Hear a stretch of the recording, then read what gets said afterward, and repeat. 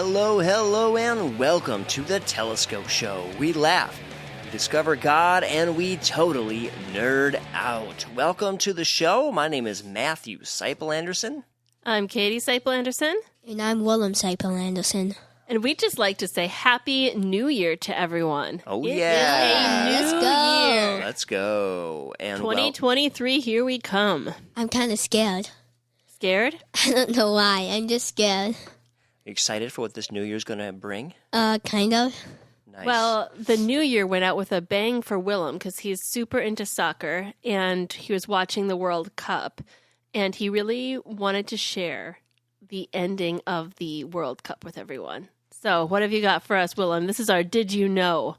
Did you know that Argentina won against France in a very intense game in penalty shootouts? And for those who do not know, penalty shootouts are when there are two 15-minute periods of extra time, and then they go to kicking the ball into the net with the goalies. It was intense. Intense. Yeah. You know what else is intense? If Willem has another Did You Know for us. Oh yeah, this is going to break everybody up. Did you know that turtles can breathe through their butthole?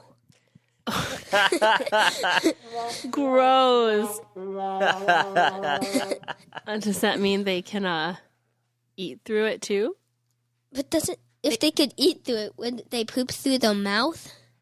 You know? You know, this is going in a direction that I don't think I want it to. I think being able to breathe out both ends is a pretty cool superpower in Yeah, and of itself. agreed. Your breath would reek. Well, you know, turtles, they're kind of solitary creatures, so That's fair. it's all good. It's all Well, good. Well, now we know that. Hey, thank you, Willem, for sharing You're that. welcome. Until next time, see you later. See ya. Well, did you know that Hawkeye star Jeremy Renner was rushed to the hospital recently when some kind of snowplow removal equipment ran over his leg? I actually think it was one of those big tractor type things with like the tank treads. Wow. Something happened and he lost a lot of blood, but thankfully there was someone from the medical field nearby who was able to put some kind of splinter tourniquet, I think it was a tourniquet, on him and prevented more blood loss, and he's in stable condition in the hospital. That's intense. So say a prayer for Jeremy Renner. Speaking of winter and New Year's, I can't help but think of New Year's resolutions. Whenever there's a new year, I think of resolutions, goals, that kind of stuff. It's a great time to kind of reflect on the year before and look forward to a year to come and what you want to change. I did some sweet Google research, and according to thesundried.com, who did a survey that reached 4,000 people, they found that 43% of people expect to give up their goal after just 1 month. I can't help but give it up. Yeah, I don't know. That seems like a weird thing to be like, yep, I have a goal, but I'm not going to hit it. Research shows that 95% of New Year's resolutions are fitness related. Wow. But after just 3 months, only 10% of people think their resolution will last. That was according to sundry.com. People think to themselves, you know, the spandex that I got for going to the gym, it's going to fit me whether I'm in shape or not. So, you know, it's all good. So I think of like fitness, goals, and you can have financial goals a lot of times. You can have business goals or career goals. You might have family goals.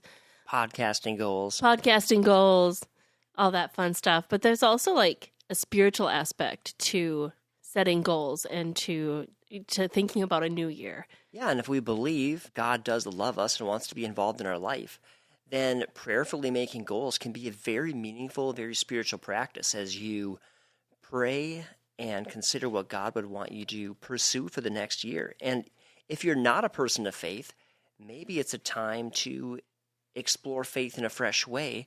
And I love this scripture from Psalm 37. It says, "The steps of a person are established by the Lord when he delights in his way.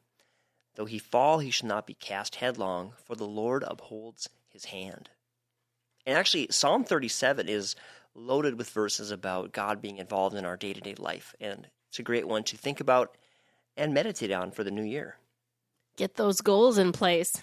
And don't forget about the spiritual aspect. Well, this episode of the show is about 2023 and what we're excited about. So apparently one of our goals is to watch lots of entertainment in 2023. At least enough to do this show. Speaking of goals and plans and that kind of stuff, man, when you think of like Marvel and these like franchises, it's the amount of planning they'd have to do to make this whole thing, especially Marvel now that the original characters are kind of dissipating and they're introducing like a whole new set of characters that are all intertwined together in various ways and all have backstories. And I mean, the amount of planning has got to be super intense. I'm imagining this room with a huge boardroom with a big wooden table in the middle and then a huge whiteboard that goes all the way around the room. And it's full of diagrams for all these characters. No, they just use artificial intelligence, remember? Oh. We know how they do this. And then they come in the morning and the janitor has erased it all. And they're like, no! And that's when they bring in the artificial intelligence. Yeah. I'm hoping the MCU is set up in a way where more casual fans can just watch the movies and not feel like they have to watch all those TV shows. I would think they would. I mean, that's kind of how they've done it in the past. At least it seems to be. You'd almost want to specifically tell people, haven't seen all the shows? Don't worry, it's cool, we'll fill you in. Come on to the movie. Time will tell. How about DC? Are they doing anything interesting? Marvel's got this whole complex system, and back up a little bit. Marvel also has started like messing with the timeline, so they're bringing in new characters, or maybe not new, some new characters, but mostly like kind of offshoot characters, not as well known characters. They're bringing into their movies and TV shows and stuff, but they're also like messing with the timeline. You've got like the multiverse, and that's really kind of like made it hard to follow. Gamora's dead. She's not dead. It's like, what's going on here? Thor's hammer's broken. Oh, they just grabbed one from a different reality. It just makes it pretty complex. So DC's in a really interesting place right now because James Gunn, who was one of the big creative forces behind Guardians of the Galaxy, has moved into sort of an executive role overseeing the whole DC cinematic universe. And he's trying to give it a more cohesive feel and trying to bring together a lot of the storylines. So they are scrapping projects, they are bringing in new actors, and kind of retooling. But at the same time, they're releasing a ton of stuff. Like Black Adam just came out, Shazam, there's a new character called Blue Beetle. There's that new Batman movie, The Batman, that's getting a sequel. So they're doing a lot of stuff, but they're also kind of reworking. Aquaman 2 is coming out soon. Wait, so they're doing Aquaman 2, but not Wonder Woman 3? Yes. And I think the reasoning for that is that the Wonder Woman stuff sort of had its own feel and its own thing, and it didn't incorporate itself into the rest of the DC universe as well, especially this part 2. Wonder Woman really felt more Marvel to me. Yeah, I liked Wonder Woman quite a bit. And who knows, maybe it's just kind of a, let's put this one on the back burner and do some other stuff and then bring it back. I just don't know where it's at. Well, I guess we're going to have to learn more about DC, or I am. I don't really know much about DC. Some people are complaining, like you said, that Marvel is getting kind of disjointed and there's so much stuff. Maybe people will start to turn to DC.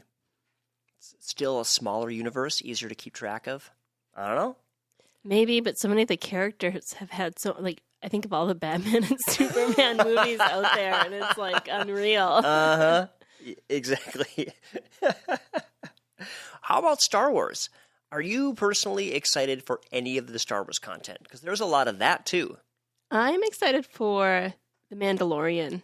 I think The Mandalorian, Ahsoka, and then looking into 2024 Andor Season 2. I'm not super familiar with Ahsoka, but I know that you kind of got to know the Ahsoka character better. Yeah, way back, like 9 years ago, we were remodeling a house. I can't believe that was 9 years ago. I know, so it's crazy. Like yesterday. Feels like yesterday. Well, we were living at Katie's mom's. We were remodeling this house, and Netflix had the Clone Wars cartoons. And so I just would listen to them while I worked.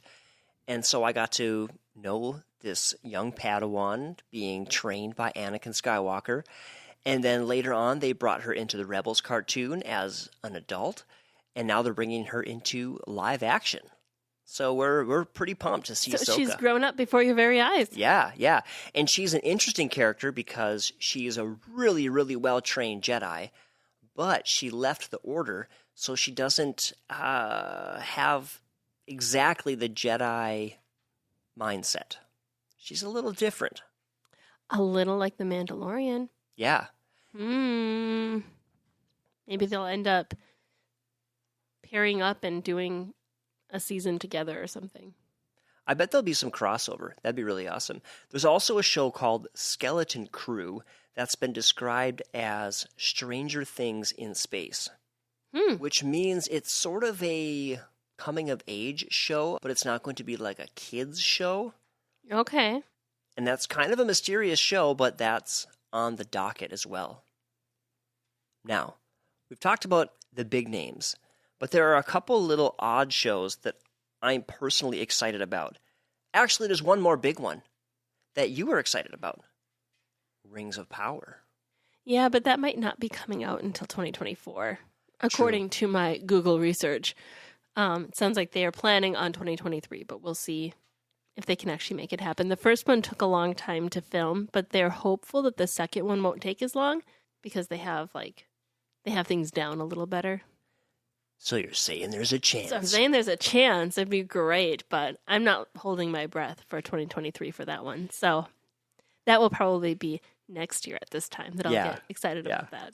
So here's another one that probably won't come out this year, but they might start filming it this year. And they just, one of the writers made a few comments to the press giving us hope for Alita Battle Angel Part 2. It ended sort of on a cliffhanger, and it was fairly dark, but I really liked it. Okay. I thought it had heart. I thought it was really clever. And I liked that it wasn't connected to Star Wars, Star Trek, any of the really... It's its own thing. It's just this new thing, and I could watch it without any expectations. And anything new with Star Trek coming out? Oh, yeah.